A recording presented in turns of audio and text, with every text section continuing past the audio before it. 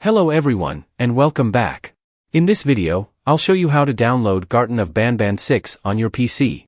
But before we continue, check the description for links to gaming mouse and keyboard options if you're interested. Now, let's get started. First, make sure you have Steam installed.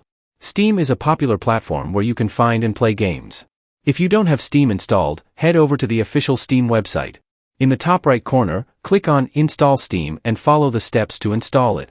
Once Steam is installed, launch the application.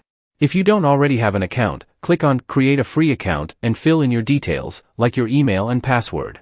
Now that you're logged in, go to the search bar at the top right corner of the screen and type Garten of Banban 6. The game should show up in the search results. Click on the game's title to open its store page. To buy the game, simply click the green Add to Cart button. After purchasing, go to the Library tab where you'll find Garten of Banban 6 in your list of games. Click on the game and press the Install button. A window will appear asking where you want to install the game. Select your location and click Next. The download will begin automatically. Once the download is complete, a Play button will appear.